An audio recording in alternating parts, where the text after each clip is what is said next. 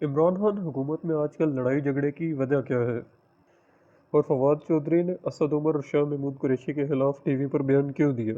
اور کیا واقعی اسد عمر نے جہانگیر ترین کے خلاف شوگر اسکینڈل کھلوانے میں اہم کردار ادا کیا؟ ایسی کیا بات ہوئی کہ وزیراعظم منتخب ہونے کے 2 سال بعد وزیراعظم عمران خان واپس قومی اسمبلی میں خطاب کرنے آئے؟ یہ ہے اس ویڈیو کا موضوع۔ فواد چودھری نے اپنی ہی حکومت کے بندوں کے خلاف ٹھیک ٹھاک بیان دیے۔ فواد چودھری نے کہا ہے کہ پی ٹی آئی گورنمنٹ بننے کے بعد اسد عمر، شاہ محمود قریشی اور جہانگیر ترین کے درمیان اختلافات بہت زیادہ بڑھ گئے۔ ان اختلافات کی وجہ سے سیاستدانوں کا پورا گروپ بااثر جگہوں سے دور ہو گیا ہے اور پی ٹی آئی حکومت کافی حد تک بیکار بھی ہو گئی ہے۔ فواد چودھری کا مزید یہ بیان تھا کہ جہانگیر ترین نے اسد عمر کو وزارت خزانہ سے نکلوایا اور پھر اسد عمر نے جہانگیر ترین کو پارٹی سے دور کر دیا اور ان کے خلاف شوگر اسکینڈل کھلوانے میں اہم کردار ادا کیا، اور اس کا نقصان تحریک انصاف پارٹی کو ہو رہا ہے۔ اور پھر اسد عمر نے اور شاہ محمود قریشی نے پریشر بھی بہت ڈالا وزیر اعظم عمران خان پر کہ فواد چودھری کو پی ٹی آئی سے نکال دیا جائے۔ اس کے علاوہ کابینہ میں بھی ایک بڑی شدید لڑائی ہوئی ہے جس کی وجہ اسد عمر تھے، جنہوں نے پاکستان کی معیشت پر ایک خفیہ رپورٹ آؤٹ کر دی ہے جو کہ حکومت نے معاشی حالات پر تحقیق کر کے خود بنائی تھی۔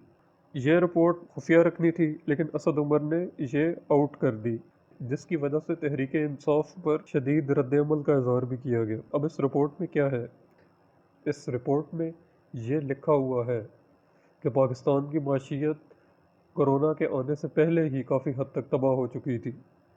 یہ تباہی تحریک انصاف کی پالیسیوں کی وجہ سے آئی۔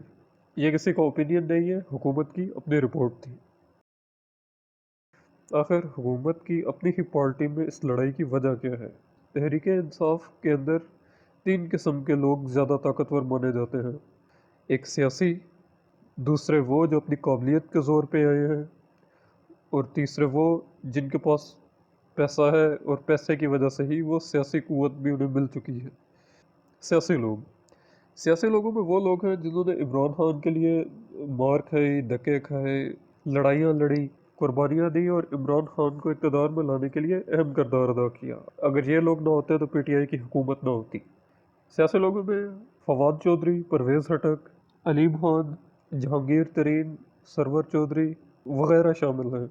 جبکہ قابلیت والے گروپ میں وہ لوگ آتے ہیں جو کہ اپنی قابلیت اثر و رسوخ یا زور کی وجہ سے پائے جاتے ہیں۔ اس میں اسد عمر اور شاہ محمود قریشی خاص طور پہ نمایاں ہیں۔ شاہ محمود قریشی ہیں تو سیاستدان، لیکن وہ اس دڑے کے اندر شامل ہیں خاص طور۔ اور تیسرا ہے وہ گروپ جو اپنے پیسے کی وجہ سے آیا ہے، اس میں رزاق داؤد یا ندیم بابر لوگ شامل ہیں۔ اب یہ گروپ حکومت تو چلاتے ہیں، حکومت چلانے کی کوشش بھی کرتے ہیں، لیکن ساتھ ساتھ ان کی آپس میں لڑائی بھی چلتی رہتی ہے۔ اب یہ باتیں پی ٹی آئی کے اندر کے گروپس کے بارے میں ہی ہو رہی ہیں۔ تحریک انصاف کے سیاسی حلقے کو تحریک انصاف کے ہی قابلیت اور اثر و رسوخ والے حلقے اور پیسے والے حلقے سے یہ شکایت ہے کہ یہ لوگ اکاؤنٹیبلٹی نہیں ہونے دیتے اپنی۔ سیاسی لوگ جن حلقوں سے منتخب ہوتے ہیں وہ اس عوام کے سامنے جواب دہ ہوتے ہیں، انہیں ترقیاتی کام کرانے ہوتے ہیں اور انہیں پرفارمنس لانی ہوتی ہے، جس کی وجہ سے وہ ووٹ جیتتے ہیں۔ وہ اپنے اثاثے بھی ڈکلیئر کرتے ہیں اور وہ عدالتوں کے چکر بھی لگاتے ہیں جواب دینے کے لیے۔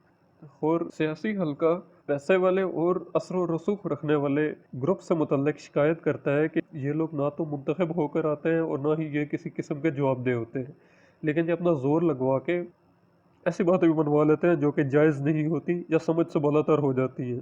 اب اس گروپ میں ایسے لوگ بھی ہیں جو کہ حکومت سے قرضے بھی لیتے ہیں، حکومت کے سامنے اپنے اثاثے بھی نہیں لاتے، کسی عدالت میں جواب دہ بھی نہیں ہوتے، اور جب ان کے ذمہ ادائیگیاں ہوتی ہیں تو وہ ادائیگیاں بھی نہیں کرتے۔ اور ان لوگوں کو دیکھ کے ایسا لگتا ہے کہ وہ صرف اور صرف پیسہ بنانے کے لیے تحریک انصاف کی حکومت کے ساتھ کھڑے ہوئے ہیں۔ یہ سیاسی گروپ کی شکایت ہے۔ ان کو لگتا ہے کہ تحریک انصاف کا سیاسی قد استعمال کر کے لوگ اپنا پیسہ بنا رہے ہیں۔ اب اس میں سچا کون یا جھوٹا کون، اس کی گنجائش شاید اس لیے نہیں رہ جاتی کیونکہ یہ وہ باتیں ہیں جو حکومت کے اپنے پولیٹیشنز، اپنے لیڈر کہہ رہے ہیں اپنے بارے میں، وہ خود مانتے بھی ہیں اور کمپلین بھی کر رہے ہیں۔ لیکن ان کی اس لڑائی کے اندر نقصان پاکستانیوں کا ہی ہو رہا ہے۔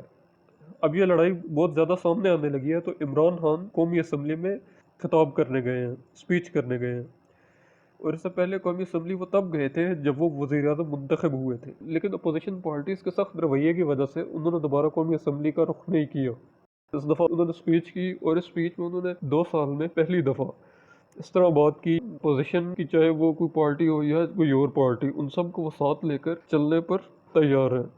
یہ ایک بڑا اچھا چینج ہے، کیونکہ چاہے وہ سب لوگ جیسے بھی ہیں، یہ سب لوگ پاکستان قوم کے چنے ہوئے ہیں، آخر میں یہ سب پاکستانی ہیں، اور ان سب پارٹیز کے اکٹھے بیٹھنے سے کافی مسئلے آرام سے سلجھ جاتے ہیں۔